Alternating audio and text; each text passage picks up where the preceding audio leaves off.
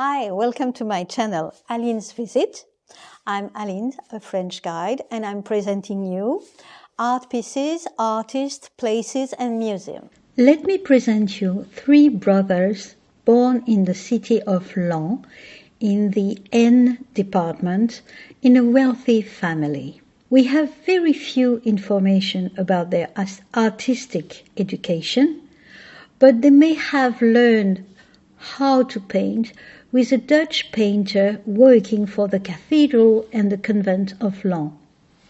The eldest brother was Antoine, probably born in 1604. The second brother was Louis, probably born around 1606. And the youngest, Mathieu, was probably born in 1608.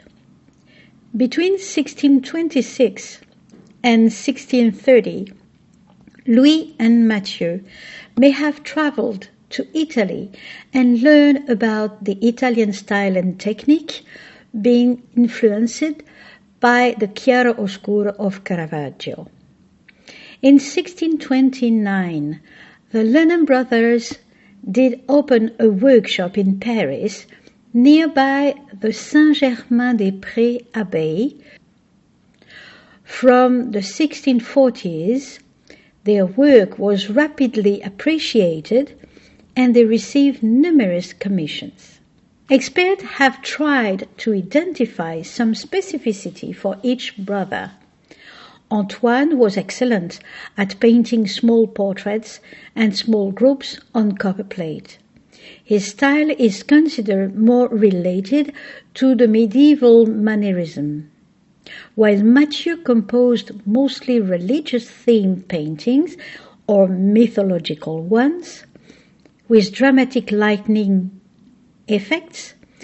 Louis favored monumental pose, a cool tonal neutrality, and was fond of farmers' characters.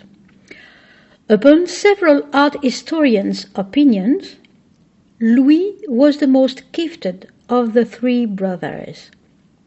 His rendition of the internal life of his models was far more profound, and it's probably him who encouraged his brother to produce animals like dogs, cat, and even donkey in their paintings. But the Lenain brothers should be considered as well as the childhood painters. The presence of so many children in their paintings is quite innovative at that time in France, in opposition to the northern paintings where children were represented abundantly from the beginning of the 17th century. In January 1648, the Royal Academy of Paintings and Sculptures was created, receiving famous artists like Charles Lebrun and Philippe de Champaigne. In February of the same year, despite the versatility of their production, the Lenain brothers were nominated at this academy, but only as painters of genre scene.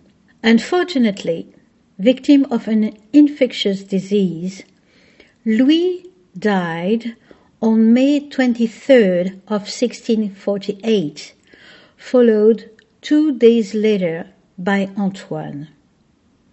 They certainly did not enjoy very long the recognition of their peers as member of the Academy. Mathieu, the youngest, remained alone and survived them for 30 years. He produced less paintings. Nevertheless, he pursued his career up to his death in April 1677. All in all, the Lenain brothers may have produced more than 2,000 paintings. All of them but 75 have vanished. Those remaining are formally recognized as their works. But the Lenain brothers did sign very few of their paintings.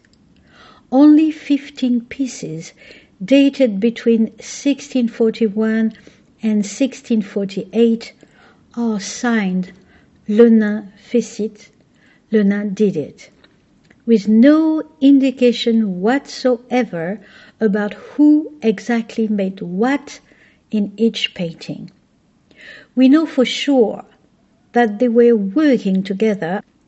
One example of their collaboration on the same painting will be the Venus in Vulcan's Forge. The character on the right side of the painting is strangely resembling to the man on the right side of the farmer's mill.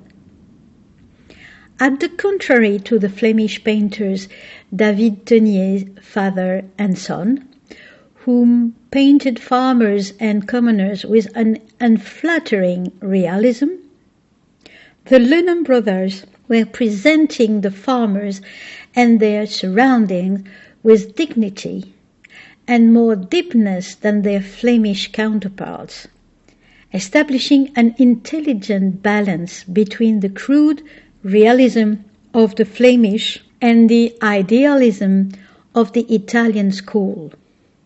The Lenain brothers may be considered among the most important French painters of the 17th century, along with Nicolas Poussin and Georges de la Tour. With the help of the painting of David Riquer, named Workshop Interior, we may figure out the process of creation of several paintings involving farmers' figures. The composition suggested that the characters presented were not painted in their environment, but more surely came to the workshop to pose. This may explain why there is a crystal glass in the hand of the poor farmer woman on the left, or in the hand of the man in the center, an object that could not possibly be part of the household possession, being too expensive for them. Also, the little dog by her feet, a Bolognese bichon, is definitely not a farmer dog, but more certainly a dog appreciated by the urban burghers. In this period of religious turmoil in France, between Catholics and Protestants, those later were forbidden to celebrate Mass out of the Catholic churches. Those two scenes may also represent, in a subtle way, the celebration of the Eucharist. This is precisely the dignity and the serenity of the people represented by those three brothers that allowed some of their works to be considered as masterpieces. The poverty may sometimes have more grandeur than court nobility.